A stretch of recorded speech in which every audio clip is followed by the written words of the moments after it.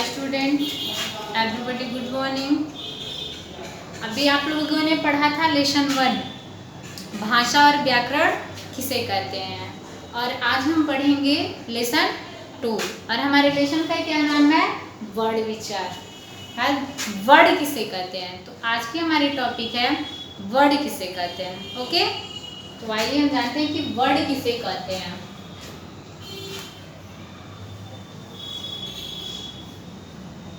Okay, word किसे कहते हैं, आप लोगों ने पिछले कक्षा में पढ़ा होगा कि वर्ड किसे कहते हैं। उसी को थोड़ा सा और विस्तार से समझेंगे कि वर्ड किसे कहते हैं।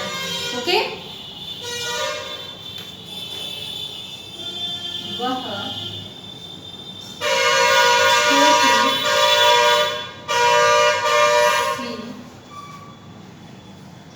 छोटी ध्वनि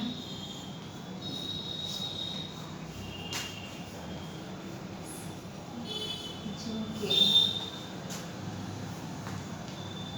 खंड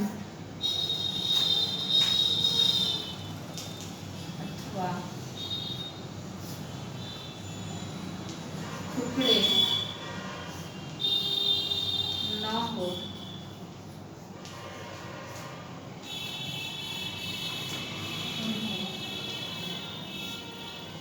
वर्ड कहते हैं। ओके, समझ में आया आपको। वह छोटी सी छोटी ध्वनि जिनके खंड अथवा टुकड़े न हो उन्हें क्या कहते हैं, वर्ड कहते हैं। जैसे जैसे रथ, कमल, नयन, नल आदि।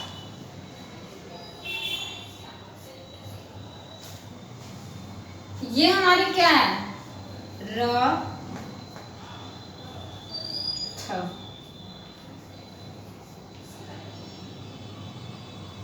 सॉरी,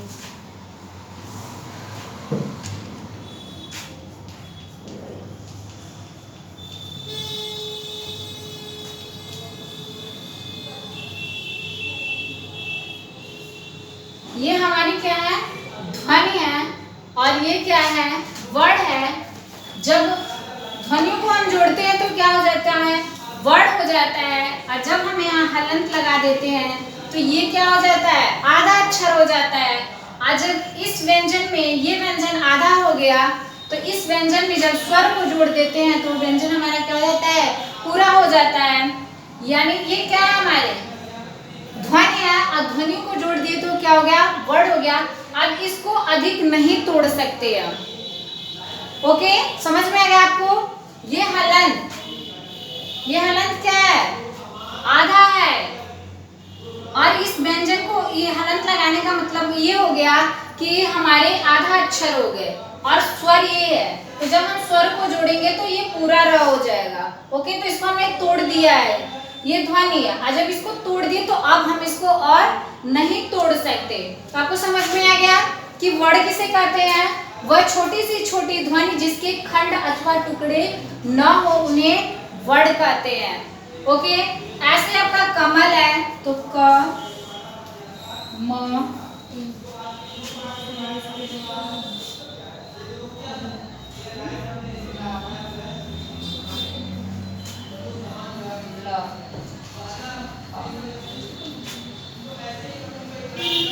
कमल।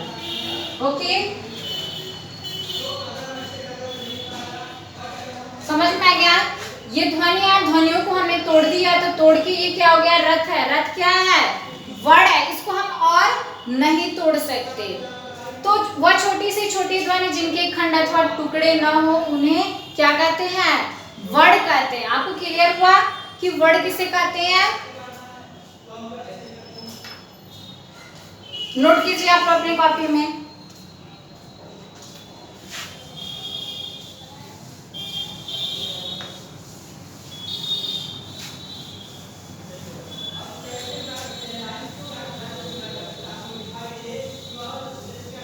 नेक्स्ट आपका है वर्णमाला किसे कहते हैं?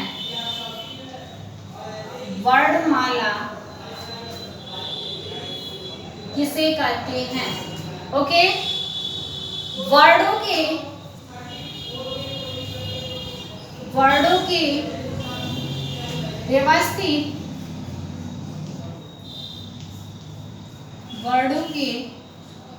व्यवस्थित समूह को वर्णमाला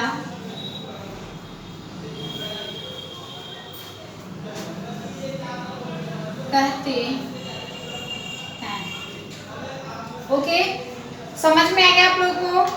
वर्णों के व्यवस्थित समूह को क्या कहते हैं? वर्णमाला कहते हैं। जैसे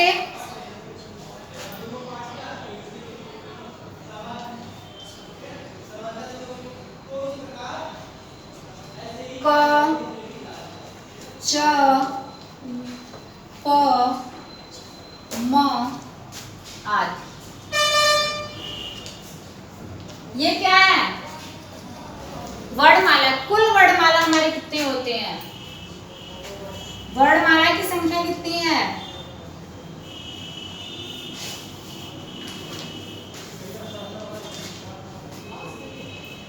कुल वर्णमाला की संख्या हमारी कितनी है? 52। कितनी है? 52। और स्वर की कितनी है? स्वर हमारे कितने होते हैं? 11। और युग्मवार कितने होते हैं?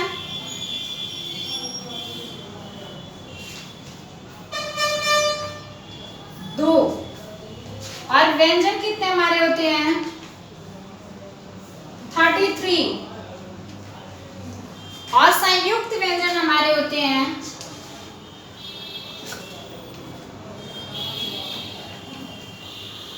संयुक्त व्यंजन कितने होते हैं? 4। कितने होते हैं? 4 होते हैं। तो आपको समझ में आ गया कि वर्णमाला की संख्या 52 होती है, स्वर 11 होते हैं, और युग्मवार 2 होते हैं, व्यंजन 33 होते हैं, संयुक्त व्यंजन 4 होते हैं। क्लियर हुआ आपको कि वर्णमाला किसे कहते हैं? वर्णों के व्यवस्थित समूह को वर्णमाला कहते हैं। जैसे क, जब आप क बोलेंगे तो उसमें क्या है? अ छुपा हुआ है, और अ आपका क्या है? स्वर है। समझ में आ गया? जब भी आप अपने मुंह से बोलिए, देखिए क, जब क बोलेंगे तो उसमें स्वर क्या है? छिपा हुआ है। तो यानी वो क्या हो जाएगा? वर्णों के व्यवस्थित समूह को वर्णमाला कहते हैं। जैसे मैंने आपको बता दिया कि वर्णमाला की कुल वर्णमाला की संख्या कितनी होती है?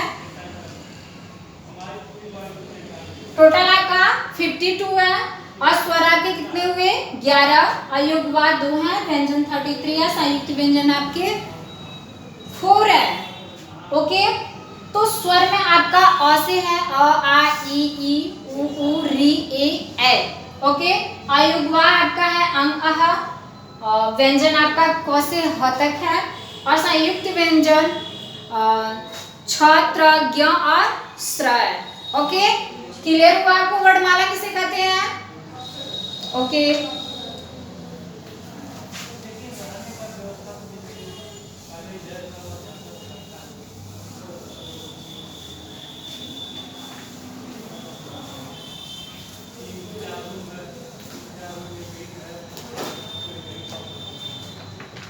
नेक्स्ट आपका है वर्णों के भेद। वर्णों के भेद। वर्णों को कितने भागों में बांटा गया है? 2 भेदों में। कौन कौन से? स्वर और व्यंजन।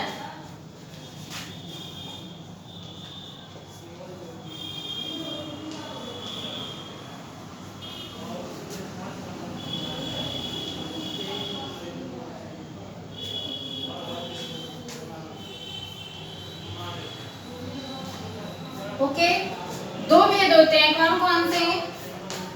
स्वर, और दूसरा आपका क्या है? व्यंजन। समझ में आ गया आपको? तो पहला हम जानेंगे कि स्वर किसे कहते हैं। ओके, स्वर किसे कहते हैं? स्वर पता है? स्वर 11 होते हैं, कौन कौन से? अ, आ, ई, उ, री, ए, ये हमारे क्या है? स्वर है। जिन वर्णों का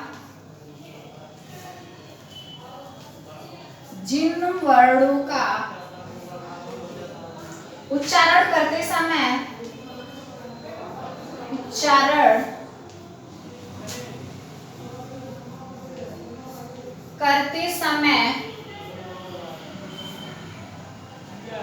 मुख से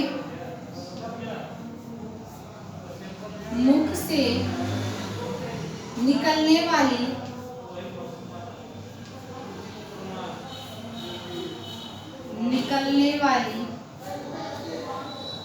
वायु के मार्ग में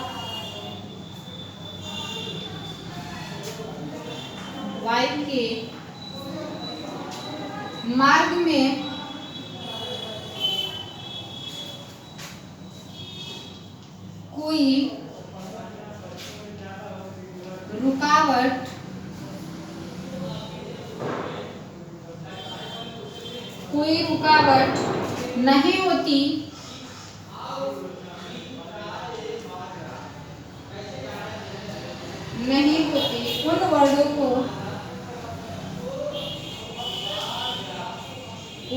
को स्वर कहते हैं।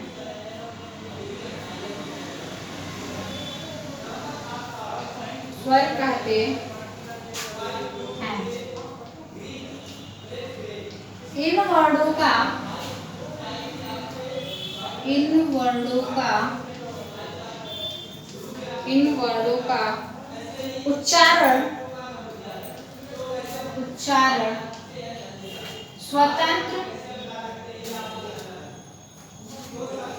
स्वतंत्र रूप से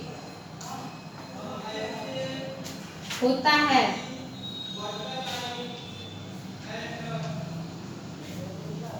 ओके, समझ में आ गया आपको? जिन वर्णों का उच्चारण करते समय मुख से निकलने वाली वायु के मार्ग में कोई रुकावट नहीं होती, उन वर्णों को स्वर कहते हैं। इन वर्णों का उच्चारण स्वतंत्र रूप से होता है। ओके, जब हम अ बोलते हैं तो आराम से बोलते हैं, अ, आ, ई। ओके, तो हमारे स्वर की संख्या कितनी है? हिंदी में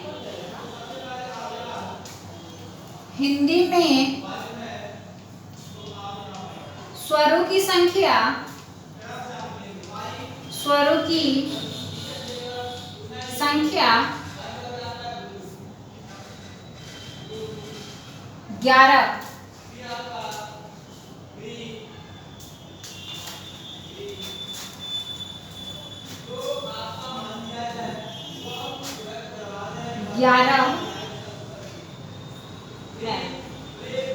ओके, हिंदी में स्वरों की संख्या कितनी है?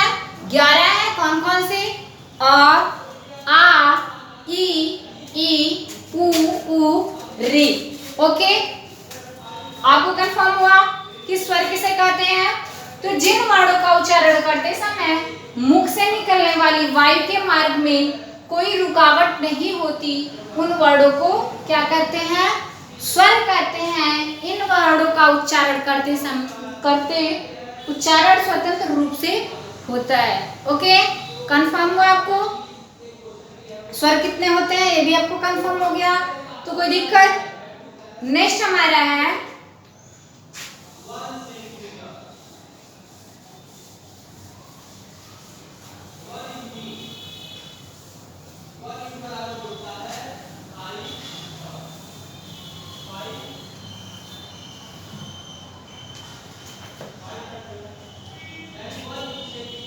स्वरों के भेद।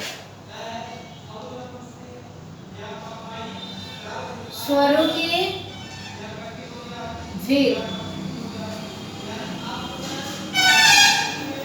स्वरों के कितने भेद होते हैं?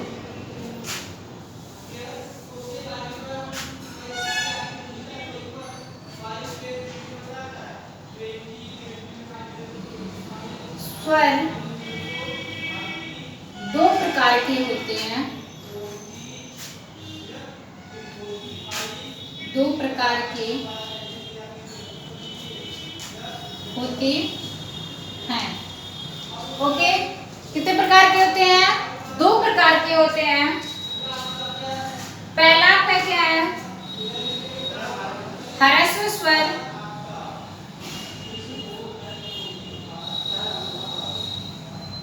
और दूसरा आपका क्या है? दीर्घ स्वर। ओके, तो आइए जानते हैं ह्रस्व स्वर किसे कहते हैं। अभी आपने पढ़ा कि स्वर किसे कहते हैं। अब आपके टॉपिक है स्वर के भेद। स्वर के दो प्रकार होते हैं, पहला आपका ह्रस्व स्वर है और दूसरा आपका दीर्घ स्वर है। तो ह्रस्व स्वर में कम समय लगता है, जब भी उच्चारण करते हैं तो उसमें कम समय लगता है। जैसे अ, आ, ई तथा री हुआ, इसमें कम समय लगता है। लेकिन वही दीर्घ स्वर में, ह्रस्व स्वर से दीर्घ स्वर में दुगुना समय लगता है, अर्थात अधिक समय लगता है। जैसे आ, बड़ी ई, बड़ा ऊ, ए, ओ, औ, ये क्या है? ये आपका दीर्घ स्वर है। तो समझ में आया आपको कि ह्रस्व स्वर में कम समय लगता है, जबकि दीर्घ स्वर में आपका अधिक समय लगता है। उससे दुगुना समय किसमें लगता है? ह्रस्व स्वर से दुगुना समय आपका दीर्घ स्वर में लगता है। ओके, चलिए लिखते हैं। पहला आपका ह्रस्व स्वर, ह्रस्व स्वर। ह्रस्व का अर्थ है, ह्रस्व का अर्थ है छोटा,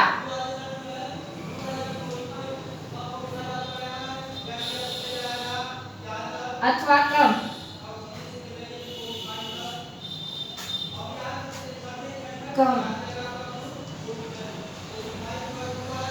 जिन स्वरों का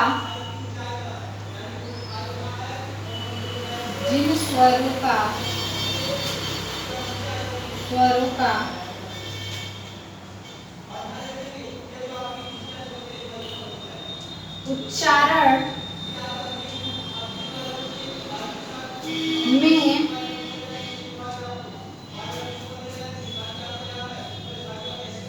कम समय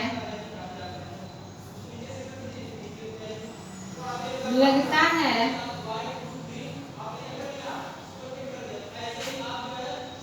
उन्हें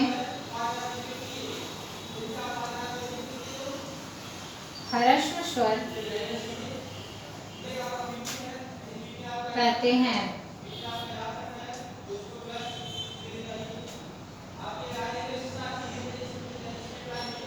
ये चार। ओके, समझ में आ गया आपको कि ह्रस्व स्वर किसे कहते हैं? ह्रस्व का अर्थ है छोटा अथवा कम। जिन स्वरों के उच्चारण में कम समय लगता है उन्हें हम क्या कहते हैं? ह्रस्व स्वर कहते हैं। कौन कौन से? आ, ई, ऊ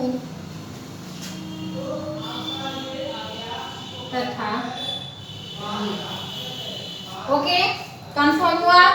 अ, ई, ऊ तथा री आपके ये क्या है? ये ह्रस्व स्वर है। आप इस जब बोलेंगे तो क्या होगा? कम समय लगा, जबकि जब आप बोलेंगे आ, तो जब आप आ बोलेंगे तो उसमें अधिक समय लगा, अर्थात वो किस में आएगा? वो दीर्घ स्वर में आएगा। ये आपका क्या है? ह्रस्व स्वर है। कंफर्म हुआ? ह्रस्व स्वर किसे कहते हैं? नोट कर लीजिए इसको।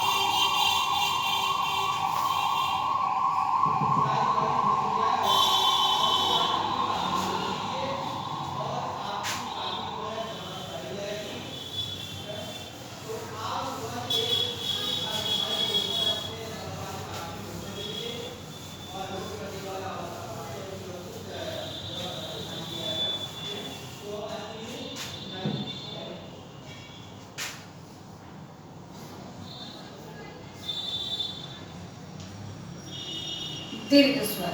ओके, तो दीर्घ स्वर में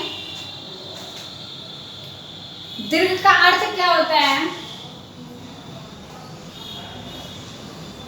दीर्घ का अर्थ बड़ा। क्या होता है? दीर्घ का अर्थ क्या होता है? बड़ा होता है या अधिक।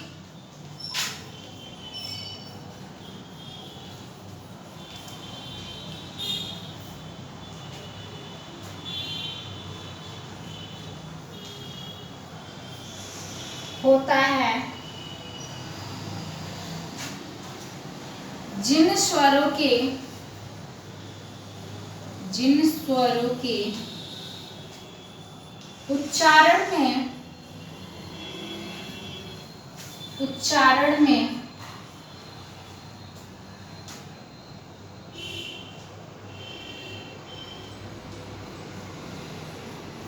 अधिक समय लगता है,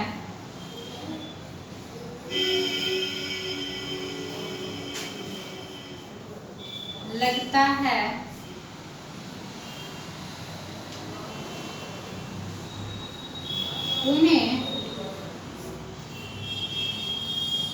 दीर्घ स्वर कहते हैं। ओके, आपको कन्फर्म हुआ? अर्थात दीर्घ का अर्थ है बड़ा या अधिक। तो जिन स्वरों के उच्चारण में अधिक समय लगता है, अर्थात दुगुना समय लगता है, किससे? ह्रस्व स्वर से। अभी आपने ह्रस्व स्वर पढ़ा, ह्रस्व स्वर से दुगुना समय लगता है, उससे हम क्या कहते हैं? दीर्घ स्वर कहते हैं।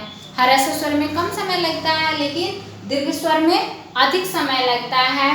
जैसे ये 7 होते हैं, कितने होते हैं? 7 होते हैं।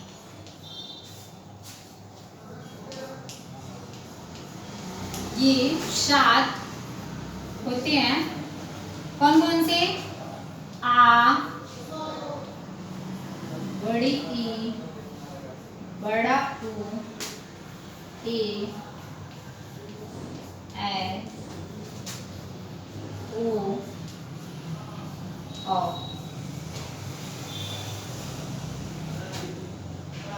ओके, कौन कौन से होते हैं दीर्घ स्वर?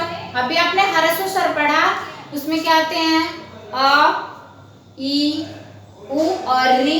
लेकिन दीर्घ स्वर में आ, ई, उ, ए, उ, औ। जब भी आप पढ़ेंगे तो इसमें क्या होगा? अधिक समय लगेगा, जबकि जब आप ह्रस्व स्वर पढ़ेंगे तो उसमें क्या होगा? कम समय लगता है। ओके, आपका दोनों कंफर्म हुआ? वेरी गुड, उतार लीजिए इसको।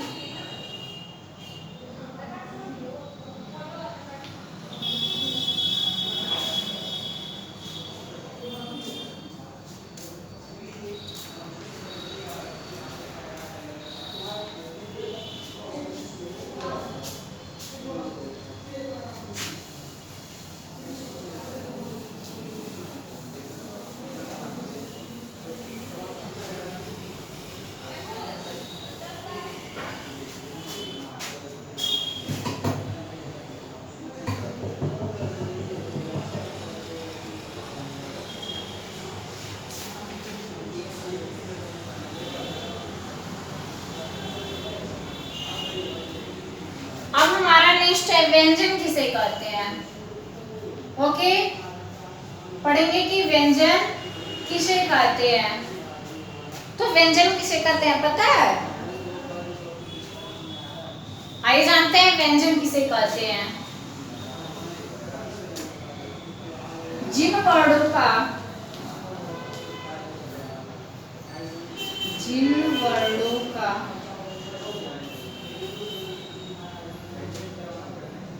उच्चारण करते समय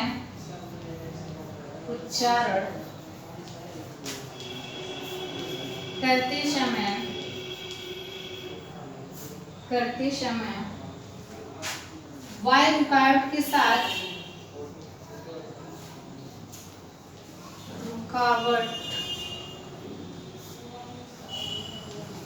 के साथ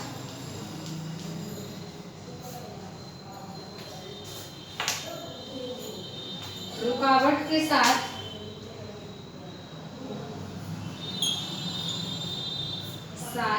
मुख से बाहर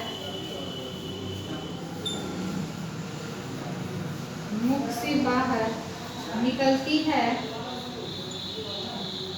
और उनके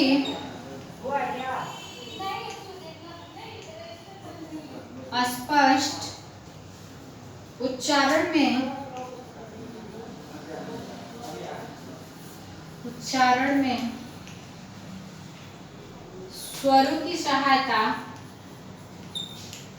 स्वरों की सहायता लेनी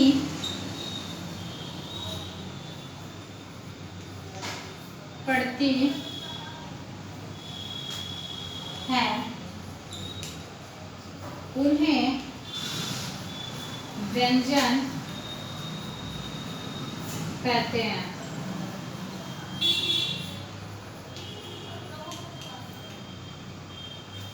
ओके,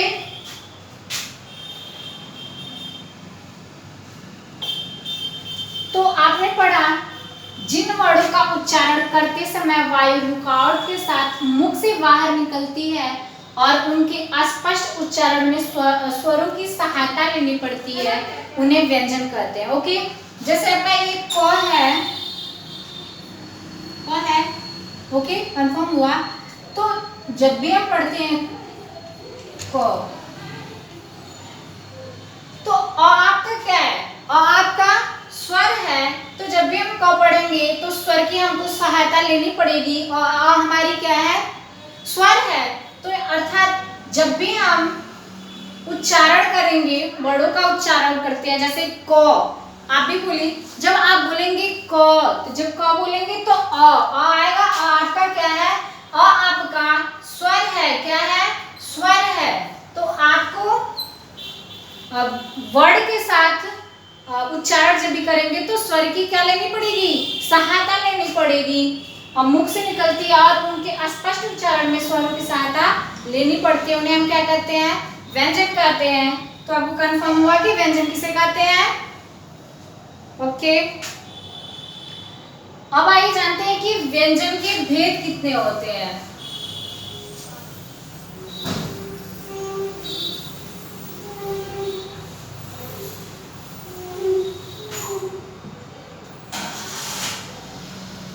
व्यंजन के भेद,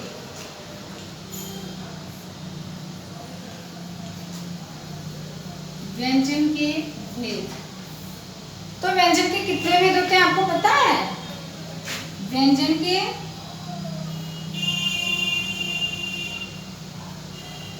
3 भेद होते हैं। कितने होते हैं, 3 भेद होते हैं।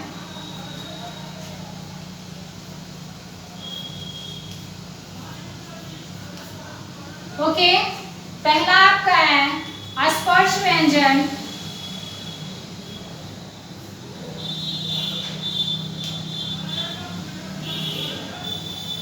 पहला आपका क्या है, स्पर्श व्यंजन। दूसरा है अंतस्थ व्यंजन।